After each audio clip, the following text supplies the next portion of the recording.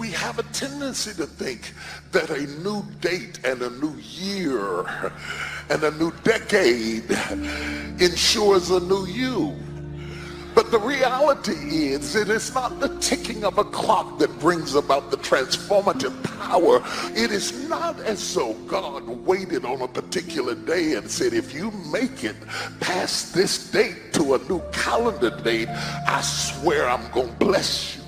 No, it's not that simple. The truth of the matter is, change does not come easy. It's very hard.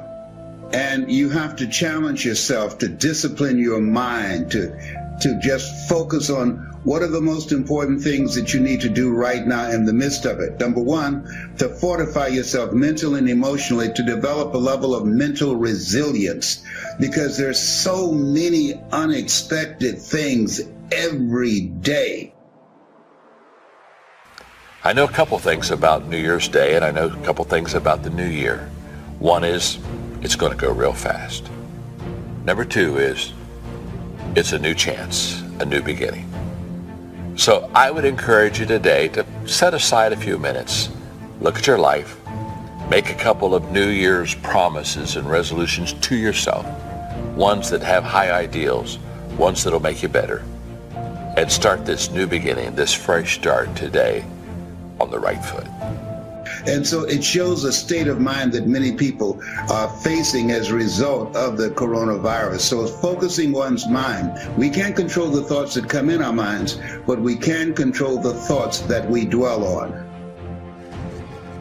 Change does not come easy. Now, this is going to be tough to hear because it is antithetical to what you are used to hearing. You're used to hearing spin around 3 times and God's gonna break it. 5 ways to have a great marriage and 3 ways to start your life over, and eat this and you'll drop 100 pounds, and take this pill and you'll be back able to get into the dress you wore to the prom. But the truth of the matter is, a day of not eating at Wendy's doesn't constitute a diet, and you're not going to be transformed easily or quickly. If nothing ever prevented you from being the best version of yourself, nobody told you you were limited, you had never failed at anything, and you know you wouldn't fail going forward, what would you dream? How big would your dreams be? Gratitude in advance is the most powerful and creative force in the universe. The quote reads, be grateful for all things because all things have contributed to your advancement, therefore all things should be included in your gratitude, right? Wins and losses, opposition, adversity, challenges, right? Stages and phases, right? Lessons and blessings. And for most of us, 2020, it was a year of pain. It was a year of people look back on it like, man, I can't find nothing to be grateful for. But the ability to learn is a gift, even when pain is our teacher. Right? And as we move into 2021, I think the thing that we must always be cognizant of is painful endings always lead to new beginnings. Those who study trends in corporate America suggest that in order to change, not the building, you can change the building quickly, not the name, you can change the name legally and quite proficiently, but to change the culture of an organization is quite difficult. The invisible aesthetics and accoutrements that go along with an entity is difficult to change. Most experts suggest that 1 to 3 years at a minimum to change the culture of an organization. You can change the wallpaper. Changing the culture of a marriage is not easy. I have been doing marital counseling for 43 years, and let me tell you something. By the time you see most couples, the culture of the marriage is so baked in that nobody will listen at anybody because everybody on both sides think they are right. And yet they come for change and they walk away without change, because change doesn't come because you come to my office. Change doesn't come because you took a diet pill. Change doesn't come because you lifted up a barbell for a week. Change doesn't come because you hired a new CEO. Change doesn't come because you changed the name of the entity. Change doesn't come because you dyed your gray hair blonde. Change doesn't come because you shave your head off and put on an earring.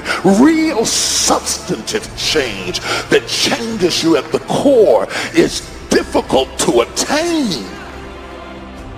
I've been thinking about gratitude lately and why it's such an important and powerful state of awareness. When you have gratitude, you are holding on to a particular sort of awareness. It's a powerful and transformative awareness. And what's more is that you don't have to do anything to get it. You don't have to buy it or work for it. You just have to live it. I like something John F. Kennedy said once about gratitude. He said, as we express our gratitude, we must never forget that the highest appreciation is not to utter the words, but to live by them. But how do you do that? How do you live a life of gratitude when you are too busy trying to live? I have enough sense to be grateful when the big things happen. When the growth they found and took 6 days to test wasn't cancer after all. I have enough sense to be grateful when my bonus was a lot more than I thought it would be. The big things make us pause and reflect. Then we say, whew, thank goodness. But you forget about the small things. You forget how to live in gratitude for the small things. You forget about your warm house. Or if your house isn't warm, you forget about the fact that you have a roof over your head. And if you don't have a roof over your head, you forget about the fact that your heart is still beating. You forget about the people who make you laugh and who make you feel validated or loved. You know, hearing myself say that these aren't really small things. They are things you take for granted so they become small and you stop noticing them. Don't allow the pull to pull you down.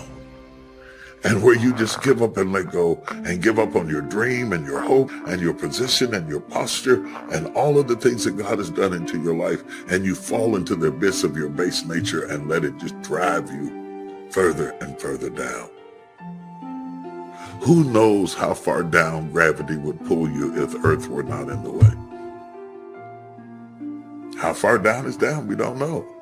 All we know is that there is a law that by nature pulls us down. And we have to fight to think up, to time out.